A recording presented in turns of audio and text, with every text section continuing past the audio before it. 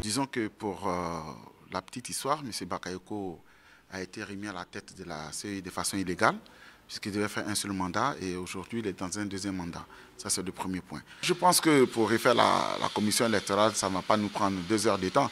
Il suffit d'un décret du président, celui qui gère aujourd'hui cette institution, pour que le lendemain, on puisse réunir les conditions après une discussion avec l'opposition pour qu'on nomme des nouvelles personnalités, qu'on revoie les petits tests et que le Parlement se réunisse. En moins d'une semaine, on aura véritablement fini ce côté-là. Maintenant, bien entendu, il y a les conditions générales dans lesquelles ces élections se déroulent, notamment la question sécuritaire, la question de ceux qui sont en prison.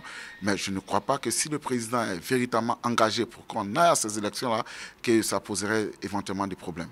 Toutes ces réformes peuvent se faire en moins de 2 semaines, avant même que le Conseil constitutionnel ne rende sa copie, ce qui faciliterait en tout cas la tâche à tout le monde, parce que ça apaiserait l'essentiel de la classe politique et puis ça donnerait éventuellement une perspective positive pour tout le monde.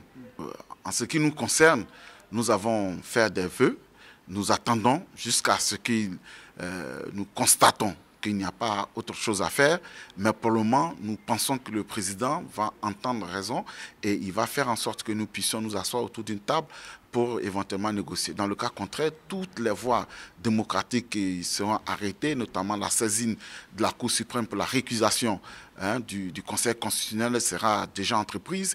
Il y a la possibilité d'une saisine au niveau de la CEDEAO, mais là, il y a éventuellement d'autres débats que nous sommes en train de voir. Nous allons réajuster et puis bien entendu, il y a la possibilité d'organiser des manifestations publiques pour que le président sache que l'écrasante majorité du peuple ivoirien veut des élections transparentes et des élections surtout apaisées avec 0 mort.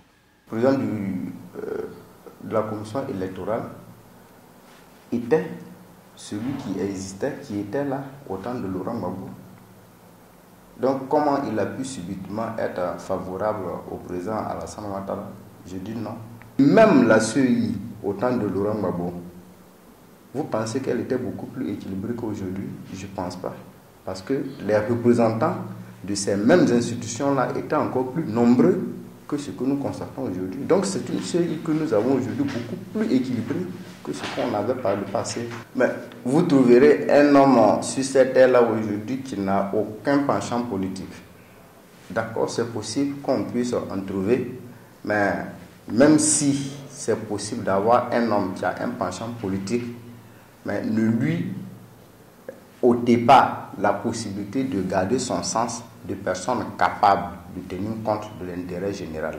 Et moi, je pense que le président de la CEI, Youssouf Bakayoko, a un sens très élevé de ce que c'est que la chose publique, de ce que c'est que l'indépendance dans l'exécution d'une fonction.